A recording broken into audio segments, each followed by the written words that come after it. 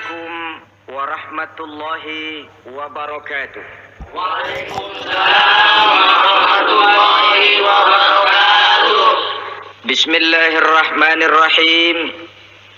Alhamdulillahi rabbil alamin.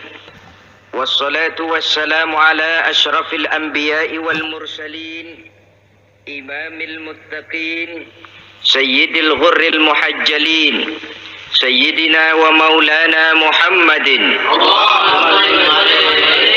wa ala alihi wa ashabihil mujahidin at-tahirin muslimin rahimakumullah.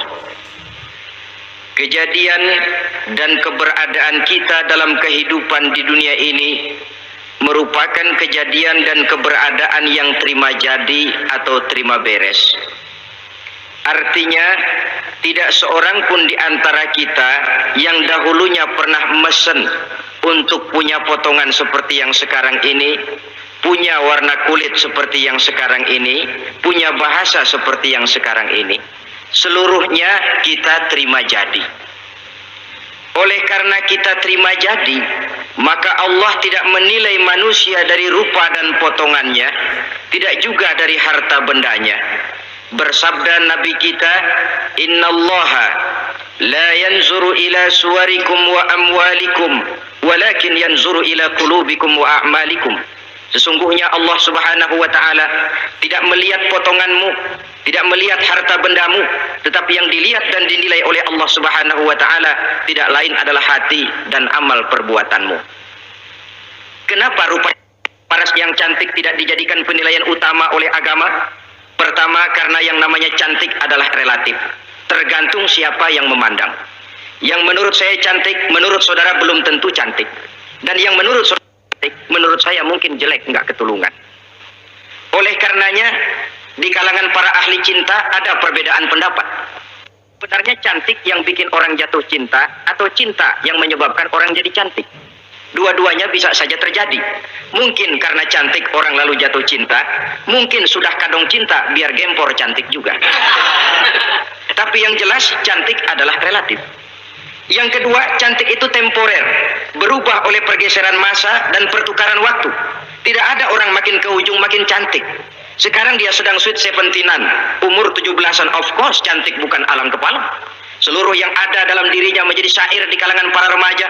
Rambutnya katanya ikal berderai, pipinya bak paut dilayang, lalu janggutnya katanya macam lebah bergantung, alisnya macam semut beriring. Kalau dia senyum orang pada lemes. Itu sekarang 2, 30, 40 tahun yang akan datang kalau dia senyum mungkin orang lari semua. Cantik itu temporer. Dan yang ketiga, di atas langit masih ada langit lagi. Di atas yang kita anggap cantik, rupanya masih ada yang lebih cantik lagi. Saudara-saudara yang saya hormati, Nabi Yusuf alaihi salam seorang nabi yang oleh Allah diberikan kecantikan zahir dan juga kecantikan batin. Beliau adalah putra dari Nabi Yakub, dari Nabi Ishak, dan dari Nabi Ibrahim alaihi salam.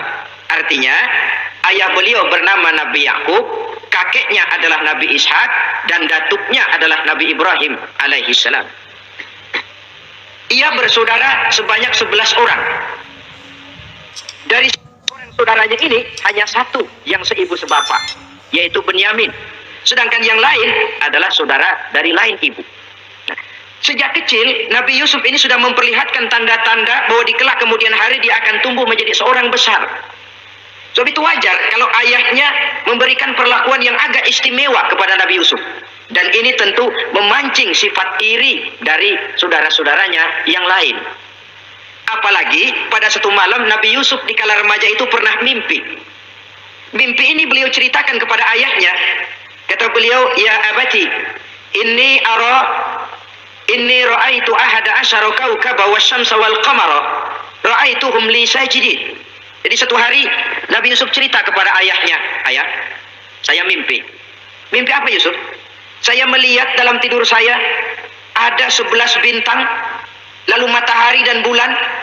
Saya lihat seluruhnya sujud kepada saya. Ayahnya mendengar mimpi ini, mengerti takwil. Lalu pesan kepada Nabi Yusuf, Yusuf, mimpi ini jangan kau ceritakan kepada saudara-saudaramu. Mereka sudah punya pandangan yang tidak baik kepada dirimu. Kalau ini kau ceritakan, mungkin akan membahayakan bagi dirimu. Sebab rupanya saudara-saudaranya yang lain ini iri hati kepada Nabi Yusuf yang keistimewaan dan mendapat perhatian istimewa juga dari orang tuanya. Saudara, kita tahu ini sesuatu yang wajar dalam kehidupan. Pepatah bilang, likulli zi ni'matin mahsudun.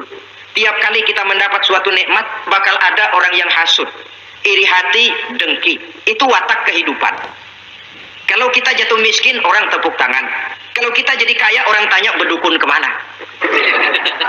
Wajar saja, likulli zi ni'matin mahsudun.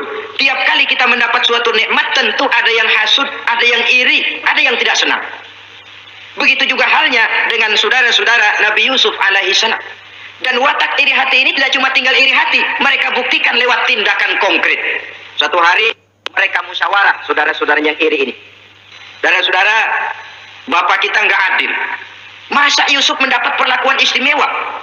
Wa nahnu usbah, sedangkan kita ini golongan yang lebih besar. Dari 12 orang anaknya, masa cuma satu Yusuf yang mendapat perlakuan lebih istimewa? Kita ini yang 11 dianggap amin apa? Nggak adil abah kita ini. Iya, tapi caranya bagaimana? Apa kita omelin bapak? Jangan. Habis Yusuf singkirin. Kalau Yusuf nggak ada, kan anaknya tinggal kita. Praktis perhatiannya seluruhnya akan tercurah kepada kita. Nah, saya ingatkan bahwa hasud sering mendorong orang untuk melakukan segala macam cara. Artinya orang itu kalau sudah dibakar sifat dengki, iri hati, dia rela melakukan apa saja. Pertama, agar nikmat yang ada pada diri orang lain hilang. Yang kedua, supaya nikmat itu pindah kepada dirinya. Andai kata tidak pindah kepada dirinya, ya hilang sajalah. Jangan orang lain yang dapat nikmat. Ini watak hasud. Ingin nikmat orang lain pindah kepada dirinya, atau hilang walaupun tidak pindah kepada dirinya, tapi yang bersangkutan tidak lagi mendapat nikmat. Untuk itu segala macam cara akan dilaksanakan. Ini dicontohkan dari usaha yang dilaksanakan oleh saudara-saudara Nabi Yusuf alaihissalam. Oke, setuju, kita singkirkan Yusuf. Tapi caranya bagaimana? Gampang. Bunuh saja. Kalau bunuh sih rasa-rasanya tidak sampai hati membunuh Yusuf. Lalu bagaimana? Kita kucilkan saja dia. Kita asingkan dari sini, kita buang jauh-jauh supaya dia tidak ada lagi kelihatan dalam pandangan Abah. Kalau dia sudah tidak ada dalam pandangan Abah, yang dilihat cuma kita dan seluruh kasih sayangnya akan tercurah kepada kita semua. Nah, setujulah kalau itu. Caranya nanti kita atur belakangan. Jadi satu hari permisilah saudara-saudaranya ini kepada Nabi Yakub. Abah, kami permisi mau pergi main-main dan Yusuf akan kami ajak. Kata Nabi Yakub, saya khawatir. Nabi Yakub sudah melihat gelagat yang tidak baik, sudah ada semacam firasat. Saya khawatir kalau Yusuf kau bawa, nanti dia akan kena celaka atau dimakan oleh serigala, sedangkan kamu nanti akan lalai. Kata anak-anak yang lain, percaya dah Pak, saya akan jaga. Saya kan saudaranya, masa tega membiarkan Yusuf celaka atau dimakan serigala. Pokoknya aman, sip dah. Sampai akhirnya Nabi Yakub mengizinkan. Pergilah 12 bersaudara ini pergi bermain-main. Mula-mula berkejar-kejaran, Yusuf ikut main kejar-kejaran. Lantas buka baju, Yusuf ikut buka baju. Sampai ketika tiba di tepian sebuah sumur tua, rencana yang sudah disepakati itu dilaksanakan. Nabi Yusuf diangkat beramai-ramai, digotong lalu dimasukkan, diceburkan ke dalam sumur mati itu. Kemudian baju Nabi Yusuf itu mereka basahi dengan darah kambing.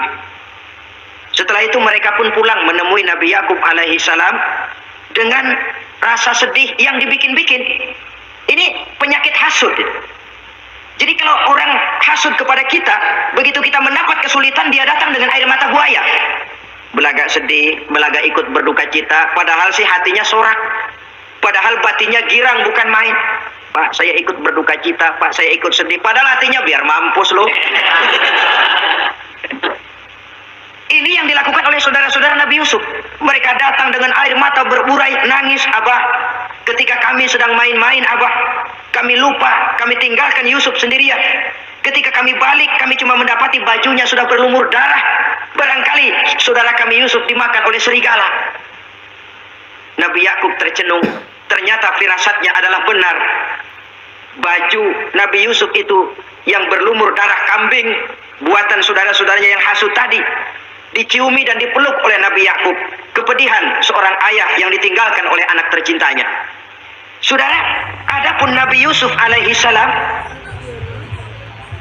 tercebur di sumur mati itu.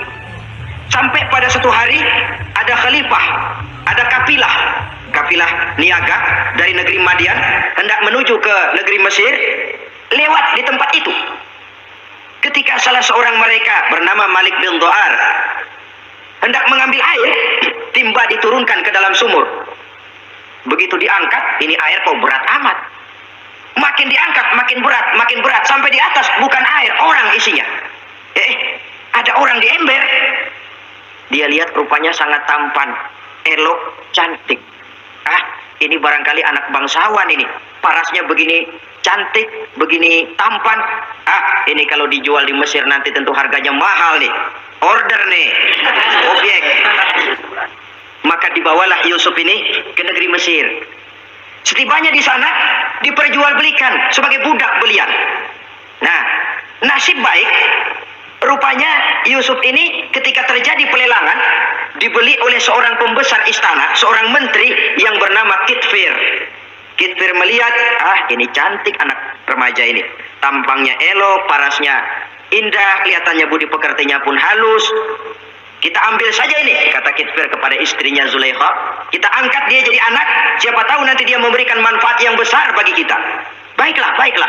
Dan sejak saat itu Yusuf dipelihara di rumah Kitfir dalam istana yang tinggal bersama istrinya Zulaikha. Menurut satu riwayat, 10 tahun lamanya Nabi Yusuf tinggal di tempat Kitfir. Dan selama 10 tahun itu tentu terjadi perkembangan baik jasmaninya maupun rohaninya. Dari anak-anak ia berubah menjadi remaja, lalu meningkat ke arah dewasa. Makin matang kedewasaannya, makin tampan dan elok parasnya, makin cantik budi pekertinya, ditempa oleh watak kenabian yang disiapkan oleh Allah Subhanahu wa taala. Sehingga tidak heran ketampanan Nabi Yusuf ini lalu jadi buah bibir di kalangan istana. Tidak cuma anak perempuan bangsawan, tidak cuma istri para penguasa, sampai kepada kelompok orang awam selalu berandai-andai, kalau saja andai kata umpama saya bisa berdampingan dengan Yusuf, kalau saja kata-kata kalau saja ini keluar dari perempuan-perempuan yang melihat Yusuf alaihissalam. Dan yang unik, kecantikan Nabi Yusuf itu kalau dia berdampingan dengan orang yang jelek, si jelek ini ikut sedikit cantik. Biasanya kan kalau ada orang ganteng duduk berdampingan sama orang jelek, makin kelihatan kegantengannya, yang jelek makin demak. Itu biasanya. Tapi kecantikan Nabi Yusuf ini tidak mengangkat orang lain. Nah, rupanya yang tertarik kepada ketampanan Nabi Yusuf ini tidak cuma perempuan-perempuan lain, juga termasuk Siti Zulaikha, istri daripada Kitfir yang merupakan ibu angkatnya.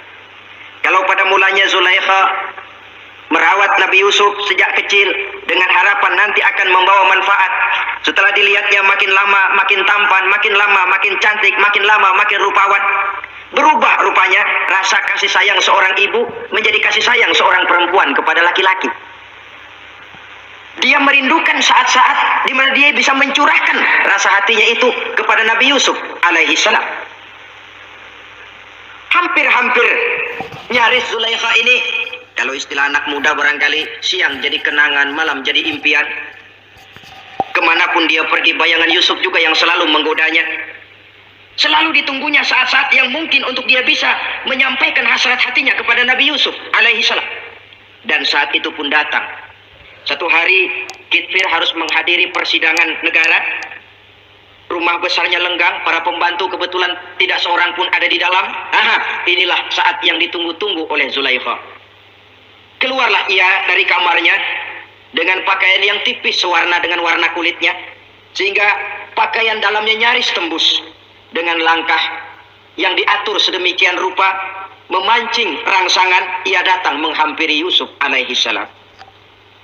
Lalu dengan suara lemas memelas, ia pun memanggil Yusuf.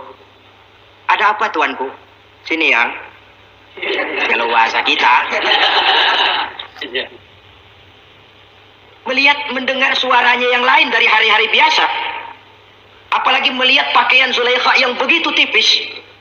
Nabi Yusuf berdetak sangat cepat. Darah mengalir dengan cepat.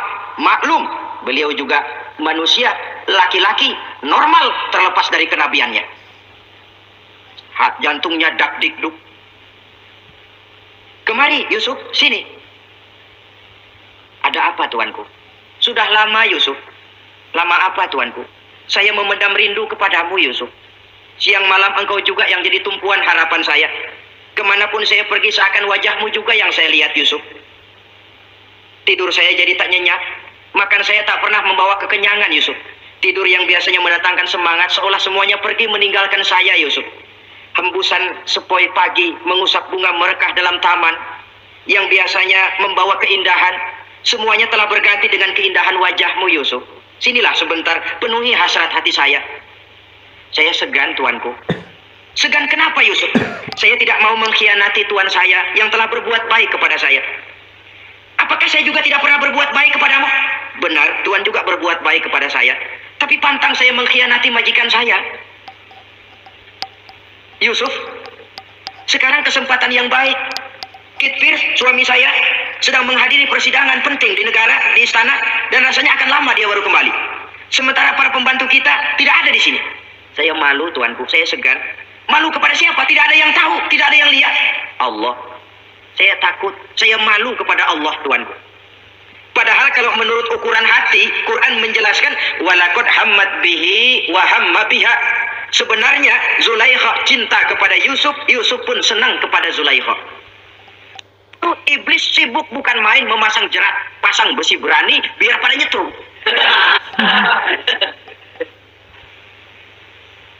Zulaikha senang Yusuf, Yusuf sebenarnya pun secara manusiawi menyenangi Zulaikha. Walaula an ra'a burhana rabbih. Tapi Yusuf ketika itu melihat larangan Allah, peringatan Allah. Seolah-olah dia lihat Allah mengatakan, Yusuf, ini letter S. Dilarang parkir di sini. Menurut satu riwayat, Nabi Yusuf melihat ayahnya Nabi Yakub melambai-lambaikan tangan menyetop, seolah-olah melarang dia meneruskan langkahnya. Riwayat lain menjelaskan seolah-olah Nabi Yusuf dibisiki oleh malaikat Jibril. Yusuf, kalau kamu kalah sekarang, kamu sama saja gajah kemasukan semut di kupingnya terus mati. Tapi kalau kamu menang, kamu adalah gajah yang tidak terkalahkan. Ada semut mati ada gajah mati oleh semut. Alangkah memalukan. Binatang yang begitu besar jatuh hanya oleh binatang yang begitu kecil. Artinya apa? Kau akan jadi orang besar Yusuf. Apakah harus gagal dan jatuh cuma karena bujuk rayu seorang perempuan macam ini? Satu riwayat menjelaskan semacam itu. Sehingga mantap Yusuf, maaf tuanku, saya malu kepada manusia, saya malu kepada majikan, tapi saya lebih malu lagi kepada Allah. Saat ini majikan tidak tahu, orang seorang pun tidak ada yang lihat, tapi Allah pasti lihat. Itu yang saya malu. Ah Yusuf, jangan sok kalem. Mumpung situasi mengizinkan, mubazir nih. Zulaikha pun berangkat pergi ke tempat pembaringan, ke tempat tidur. Lalu dengan pose yang merangsang, aduhai, melambai-lambaikan tangannya, hai anak, Yusuf sini, Yusuf kemari. Nabi Yusuf dipelihara oleh Allah. Ketika Nabi Yusuf tetap menampakkan keengganannya, Zulaikha jadi berang. Ya namanya istri pembesar ditolak oleh anak muda yang menurut penilaian dia nggak ada apa-apanya. Lu kan kecemplung di sumur, gua pungutin. Cuma sekedar segini aja nggak mau nurutin, kebangetan amat. Bukan Zulaikha kalau nggak nekat. Dia bangun dari pembaringannya, gemes, dia hampiri Yusuf. Kalau cara kita diunyeng Yusuf itu. Dipaksa Nabi Yusuf berlari ke arah pintu, ditarik bajunya dari belakang oleh Zulaikha, sobek belakang bajunya ini. Begitu baju sobek, pintu terbuka, Kitfir, suami Zulaikha datang. Orang Arab bilang yumsak mablul, ketangkep basah. Ketangkep basah. Merah pada muka Zulaikha, sementara Kitfir pun matanya merah. Tapi Nabi Yusuf tenang-tenang saja. Ya wong nggak salah. Tenang-tenang saja Nabi Yusuf. Bukan tenang karena pengalaman, tenang karena memang tidak berbuat yang negatif. Kadang-kadang ada juga yang tenang tapi pengalaman. Oh, buaya itu. Sudah ketahuan kepentok, ketangkep hansip, anteng. Itu bukan nggak salah, badak. Nabi Yusuf tenang karena memang tidak berbuat salah apapun. Nabi Yusuf tenang karena yakin dirinya benar. Sehingga mantap menghadapi kedatangan Skitfir yang sangat tiba-tiba itu. Adapun Zulaikha, ketika melihat suaminya berdiri di muka pintu, cepat-cepat dia berubah siasat. Inilah salah satu kelihayan makhluk bernama perempuan. Dia pandai bersalin rupa, dia pandai bermain minyak di atas air. Melihat suaminya datang, roman mukanya pun menjadi sedih. Air mata berurai membasahi pipi. Papa, katanya. Apa balasan bagi orang yang mau menistakan istri papa? Maksudmu apa, Zulaikha? Yusuf gile. Dia mencari kesempatan dalam kesempitan. Dia mau menodai kehormatan saya. Dia hendak memperkaya. Kata Nabi Yusuf, bukan saya, Tuan. Saya enggak. Yang benar Yusuf, enggak. Zulaikha yang memaksa saya. Betul Zulaikha, tidak. Yusuf yang memaksa saya. Sampai akhirnya salah seorang dari isi rumah itu memberikan jalan keluar. Tuan Kitfir, begini saja. Sulit memang untuk dilacak kebenarannya. Cuma periksa saja baju Yusuf. Kalau bajunya sobek di belakang, Yusuf benar, Zulaikha salah. Kalau baju Yusuf sobeknya di depan, Zulaikha yang benar, Yusuf yang salah. Nah, apa artinya itu? Kalau bajunya sobek di belakang kan artinya Yusuf kabur, ditarik dari belakang. Tapi kalau bajunya sobek di depan, itu artinya Zulaikha nyakar-nyakarin baju Yusuf dari depan. Ketika diperiksa, dicek bajunya, betul sobek di belakang. Artinya Yusuf benar, Zulaikha yang salah. Kata Kitfir, Zulaikha, jelas sudah bagaimana kejadian yang sebenarnya. Oleh karena itu, bertobatlah kamu kepada Allah. Dan kau Yusuf, jangan ceritakan peristiwa aib ini kepada siapapun. Untuk menjaga nama baik kita bersama. Baik Tuan. Saudara-saudara kaum muslimin yang saya hormati. Tapi ya bagaimana? Serapi-rapinya menyimpan barang busuk, toh akhirnya tercium juga. Gosip ini akhirnya tersiar di mana-mana, terutama di kalangan para pembesar. Sehingga kalau kumpul para istri pejabat, Zulaikha jadi bahan gunjingan. Kan main bini menteri demen sama budaknya. Nggak salah apa tuh, jadi bahan ejekan. Ya sebab tentu ukuran mereka yang belum pernah lihat Yusuf, kalau duren ketemu duren dong. Masa duren ketemu ketimun ya bonyok.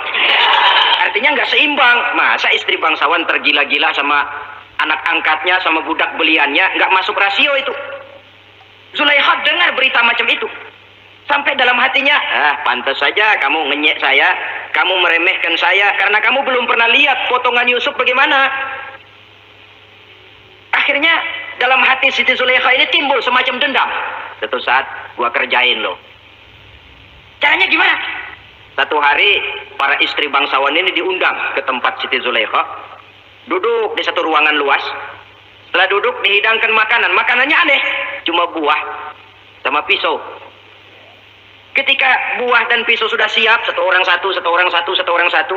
Ketika mereka sedang mengupas itu, Zulaikha berkata kepada Nabi Yusuf, Yusuf, kau jalan dari sini ke sana, melintas kayak Pragawati gitu. Untuk apa Tuan? Pokoknya jalan aja dah. Nabi Yusuf jalan. Sejak beliau melangkah ke ruangan itu, semua mata perempuan-perempuan bangsawan yang lagi ngupas buah, semuanya tertuju kepada Yusuf. Ada yang matanya emang buluk, makin buluk. Ada yang ngeliatin campur mulutnya menganga. Apa kata mereka? Falamma ra'aynahu akbarnahu wa qatta'na aydiyahunna wa qulna hasya lillah ma hadza bashar in hadza illa malakun karim. Falamma ra'aynahu, ketika perempuan-perempuan itu melihat Yusuf, akbarnahu, mereka agungkan Yusuf. Wa qulna hasya lillah, mereka bilang, ini sih bukan orang nih. Ini malaikat nih. Bukan orang. Nah, orang segini cakepnya. Artinya belum pernah mereka lihat paras yang secantik dan setampan itu. Akibatnya apa? Nggak berasa mau motong buah keiris tangan. Rata-rata perempuan yang ada di situ tangannya pada luka. Kenapa? Mau motong buah, mata kemana, mulut kemana, tangan kepotong. Melihat itu semua, Zulaikha puas. Nah, kamu baru melihat sekejap. Bagaimana saya yang siang malam melihat Yusuf? Bagaimana saya yang tiap saat hidup bersamanya? Bagaimana saya nggak merindukan dia? Ente yang baru pernah lihat sekelebatan udah motong tangan. Saya yang tiap hari sama-sama dia nggak celeng juga udah pantas. Saudara-saudara kaum muslimin yang saya hormati, akhirnya untuk menjaga nama baik keseluruhannya, Nabi Yusuf pun mengalah. Karena berita ini sudah tersiar, Yusuf dipojokkan. Tidak cuma sekedar dipojokkan, beliau dimasukkan ke dalam penjara. Tapi apa kata beliau? Rabbi sijnu ahabbu ilayya mimma yad'unani ilaih. Ya Allah, kalau memang karena resiko penolakan saya terhadap ajakan Zulaikha menyebabkan saya harus masuk penjara, penjara lebih saya sukai, penjara lebih saya cintai ketimbang ikut kemauan Zulaikha. Saudara-saudara, kadang-kadang kita berpikir, kalau kesempatan itu datang kepada kita, mampukah kita menjatuhkan pilihan seperti pilihan Nabi Yusuf ini? Lebih baik penjara ketimbang mengikuti bujuk rayu perempuan untuk melakukan perbuatan yang menyeleweng ini. Ini yang dipilih oleh Nabi Yusuf. Tegar, kalau memang sebagai resikonya saya harus masuk penjara, penjara lebih saya cintai, penjara lebih saya suka daripada mengikuti bujukan Zulaikha. Teguh karena suatu prinsip. Bukankah dalam perjuangan menegakkan akidah, kadang kita mendapat piala, tapi tak jarang kita berhadapan dengan penjara.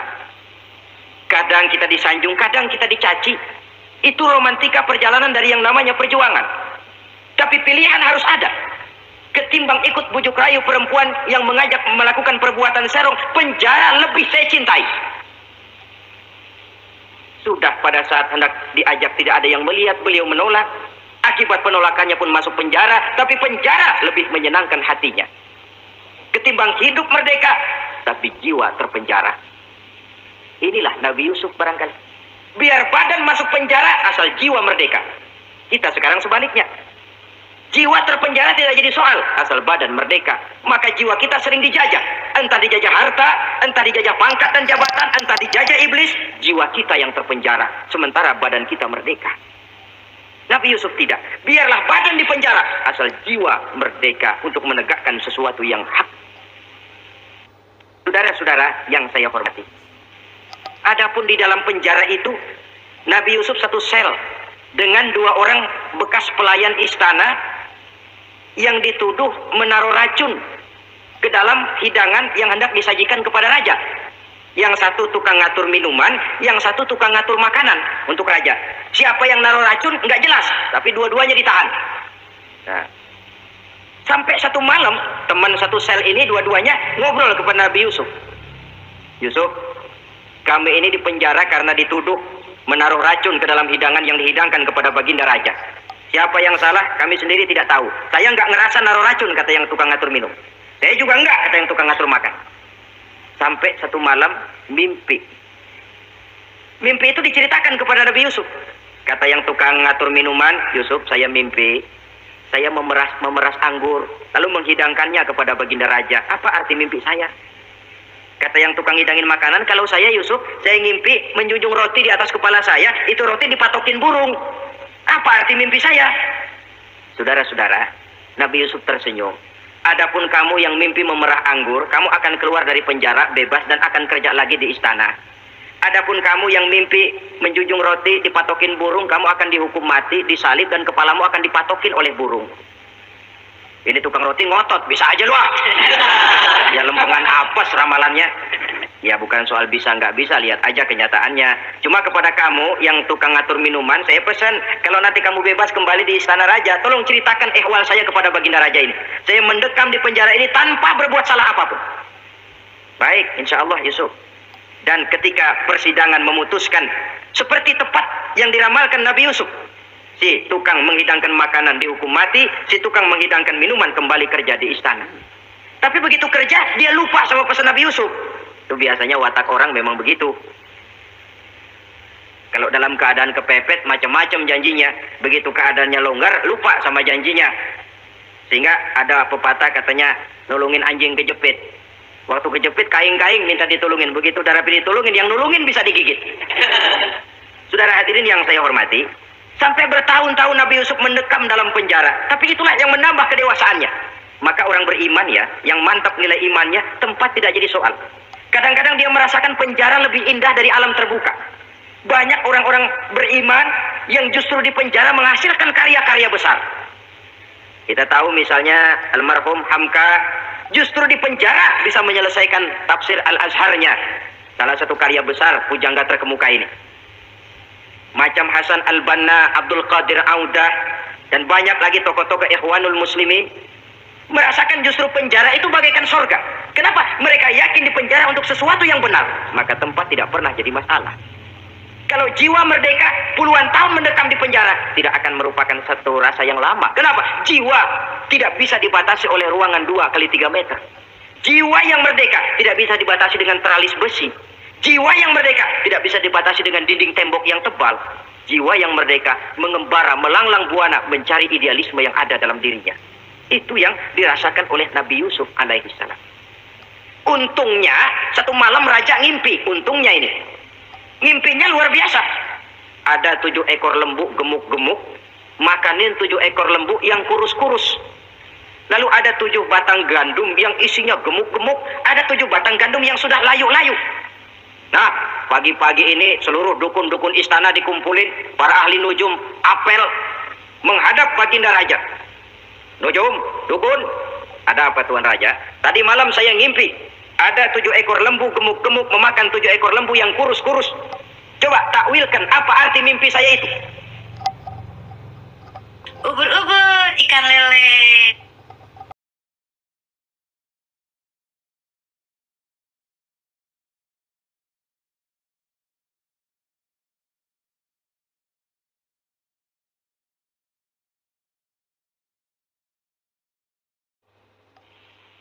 Dukun kata, baru tumben nih, aku dengar mimpi begini. Kata Nujum, Nujum ditanya Nujum godek. Ah, Tuan Raja itu mah kembang tidur aja kali ah. Tidak seorang pun yang mampu mentakwilkan arti mimpi baginda.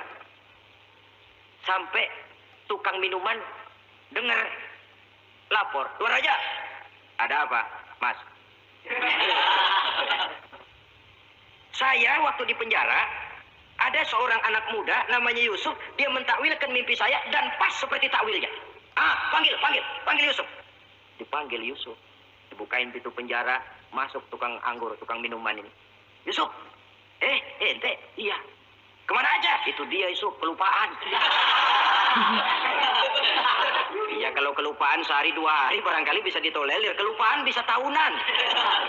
Cuma begitu dengar ada mimpi, pikir tukang minuman, kali aja ini Yusuf bisa takwilkan, kan jasa saya nemuin Raja sama Yusuf kan, komisi lumayan. Begini Yusuf, baginda Raja mimpi begini-begini, barangkali kau bisa takwilkan, kau dipanggil menghadap Tuan Raja. Berangkatlah Yusuf menghadap Tuan Raja. Sesampainya di sana, mohon maaf Tuan Raja, menurut takwil saya, arti mimpi Tuan Raja itu akan datang satu masa di mana 7 tahun lamanya negara ini subur, makmur, aman, tentram, gemah, repah, loh jenawi, toto tentram, kertora harjo. Tapi akan datang setelah itu 7 tahun lamanya di mana musim kemarau membahana, tanah menjadi kering, pagar, rakyat diancam kelaparan.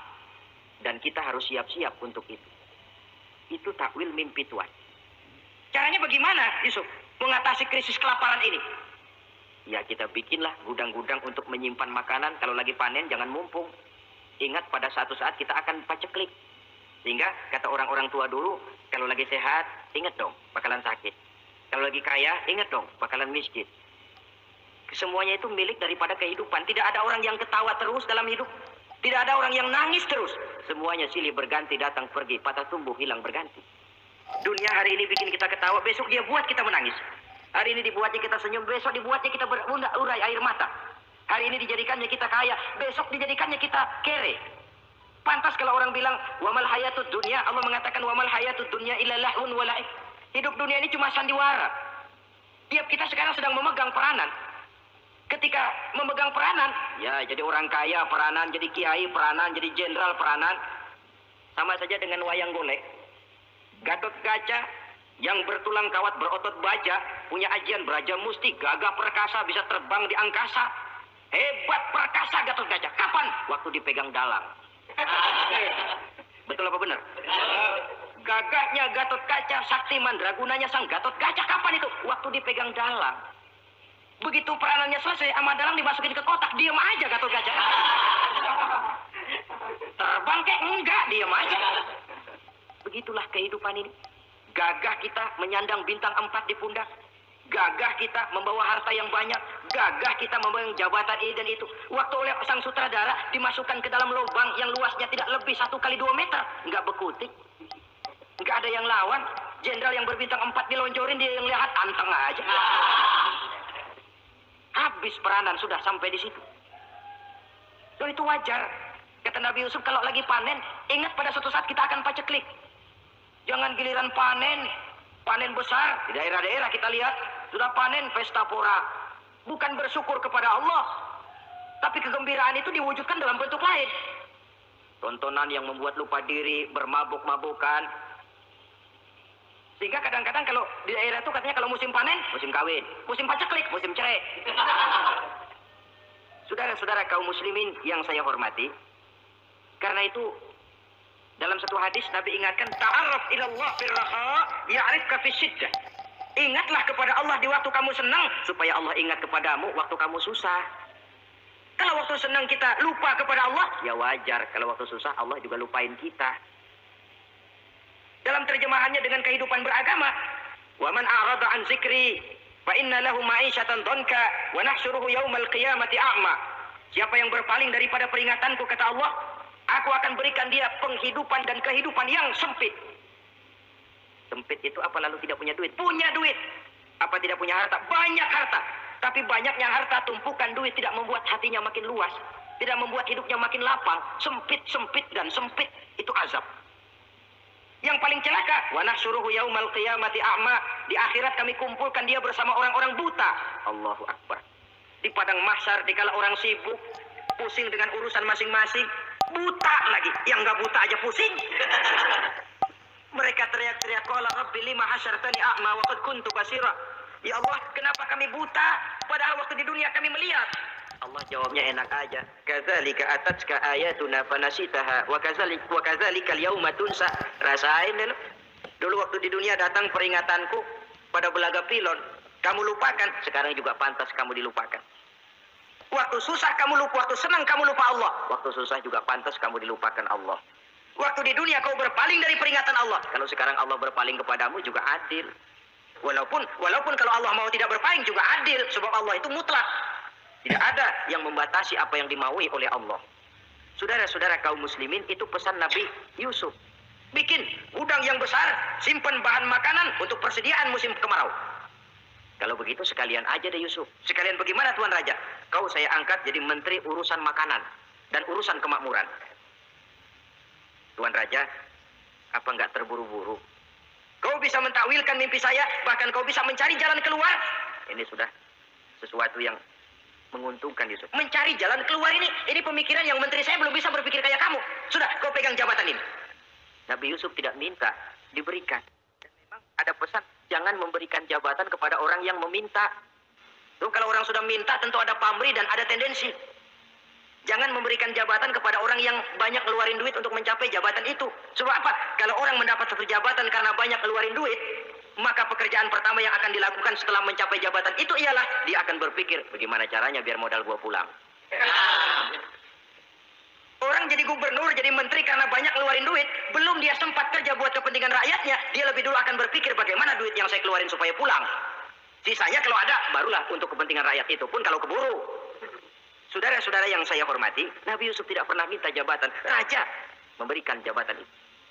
Dan tepat seperti takwil beliau, musim kemarau datang, rakyat dilanda kelaparan, lalu berbondong-bondong ke istana, mencari bahan makanan. Yusuf langsung mendrop bahan makanan ini.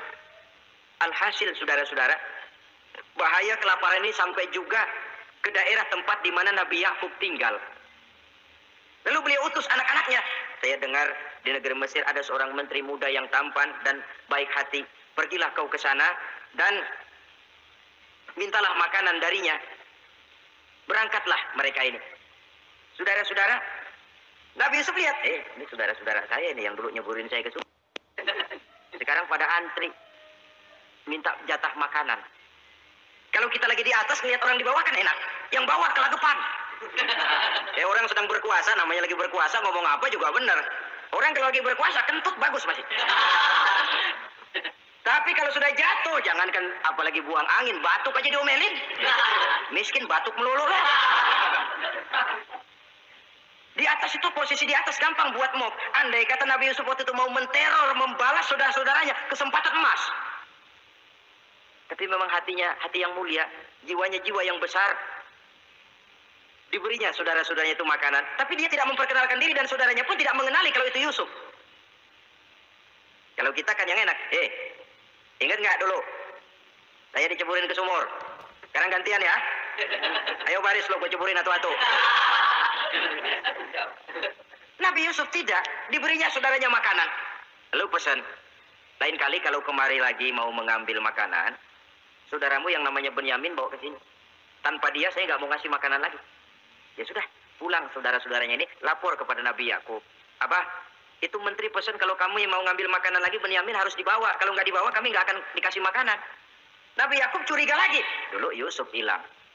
Sekarang nih Benyamin ini saudara sekandung Nabi Yusuf. Kalau yang lain satu bapak lain ibu, tapi dengan Benyamin ini satu ibu satu bapak. Ini Benyamin mau digituin lagi. Bagaimana? Pokoknya Pak, yang dulu-dulu kami udah taubat, sekarang mah bener-bener banget nih. Biasanya sekali lancung ke ujian itu, seumur hidup orang nggak percaya. Sampai akhirnya Benyamin pun dibawa ke sana. Saudara-saudara yang saya hormati, terjadilah pertemuan Yusuf dengan Benyamin, dan akhirnya saudara-saudaranya ini dijelaskan siapa menteri itu sebenarnya, diminta menjemput Nabi Yakub. Bertemulah Nabi Yusuf dengan ayahnya Nabi Yakub alaihissalam. Adapun Kitfir sudah lama meninggal, Zulaikha pun sudah menjadi janda. Namun dalam jandanya dia tetap merindukan Yusuf siang dan malam, didambakannya kapan saat pertemuan akan terjadi. Sampai ketika satu hari didengarnya Yusuf akan meninjau satu daerah, dia sudah diri paling depan. Ketika Yusuf lewat, dia nyindir dengan katanya, Maha suci Allah yang memuliakan orang yang takwa dan menghinakan orang yang berdosa. Merasa ada sindiran, Yusuf nengok. Zulaikha kan? Iya Yusuf. Kitfir bagaimana? Sudah meninggal. Lalu keperluan apa sekarang? Saya cuma memerlukan engkau Yusuf.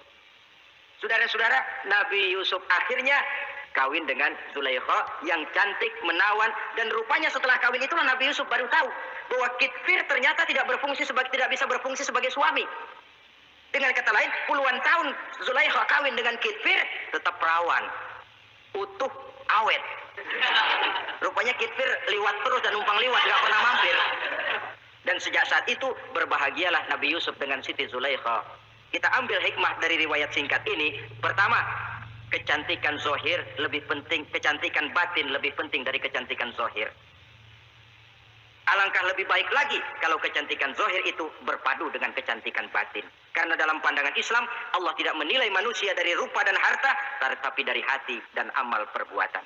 Yang kedua, bahwa ujian dan cobaan yang diterima Nabi Yusuf tetapi dihadapi dengan ketabahan, pada akhirnya menghasilkan kebahagiaan. Kebahagiaan dunia dan kebahagiaan akhirat. Inilah saja pertemuan yang singkat ini. Mudah-mudahan ada manfaatnya. Terima kasih atas segala perhatian. Mohon maaf atas segala kekurangan. Wassalamualaikum warahmatullahi wabarakatuh.